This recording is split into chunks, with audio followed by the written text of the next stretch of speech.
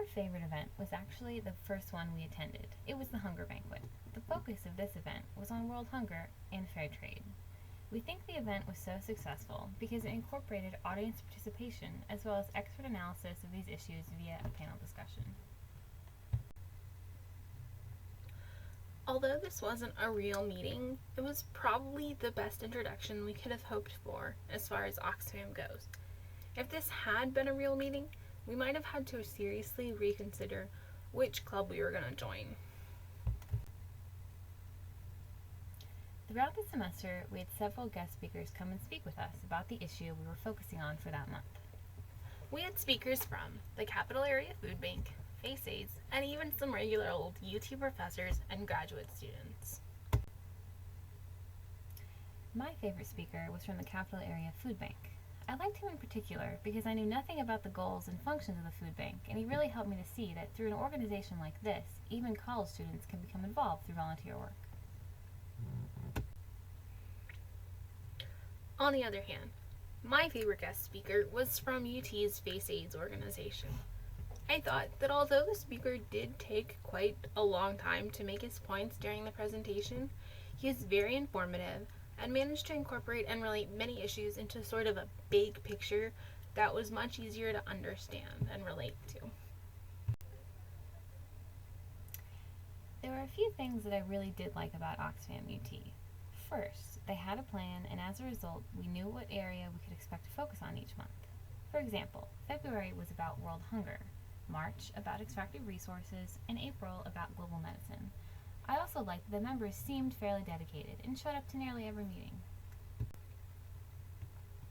One of the things that I really liked about Oxfam UT was that because they had a plan, a lot of the officers came to the meetings well prepared and versed about the information that we were going to be talking about that evening, which was really nice.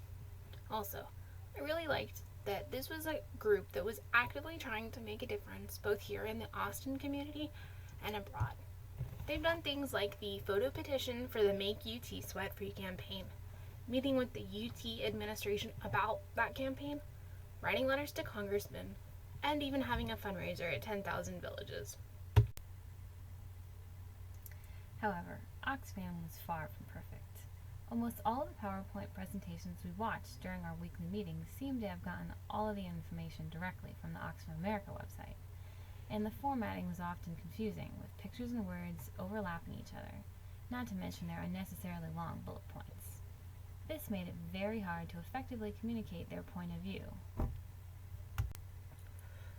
One of the things that really bothered me was that when we were writing letters, we were just expected to pull out a piece of paper, jot down a letter to some congressman who may not have even been our congressman.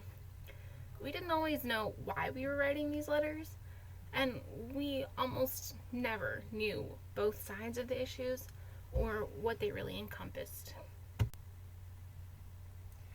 One of the things I noticed over the course of the semester was that Oxfam really lacked strong leadership.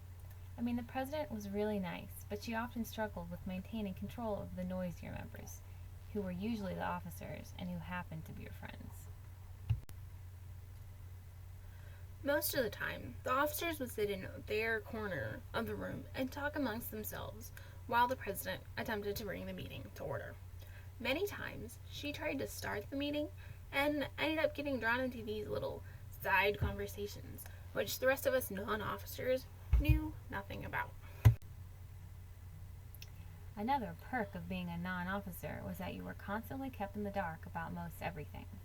Even though the officers asked for help, when I offered and gave them all my contact information, they never reached out and tried to let me know how I could be of use.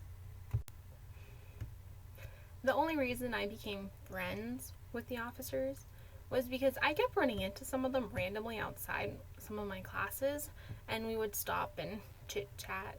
And B, I kept emailing them and nagging them about making sure that my pamphlet was okay, or about my t-shirt design graphics, or something along those lines. After having been a part of the organization for several weeks, I asked myself the question, would I join next year? And I'm thinking I probably wouldn't. How about you, Belgin? You know, I'm not too sure. I'd really have to think about it. As much as I liked Oxfam, I did have some major issues with it, so I'll just decide next year. In general, we thought our experience with Oxfam UT was okay. Not too horrible, but not so extraordinary that we would definitely want to go back next year. In our time at Oxfam, we did learn about lots of new issues, but the majority of our knowledge comes from the independent research we did for our second papers, rather than the Oxfam UT meetings themselves. On a positive note, those of us who survived the oligarchy of the officers are now fairly good friends. The end. Yay.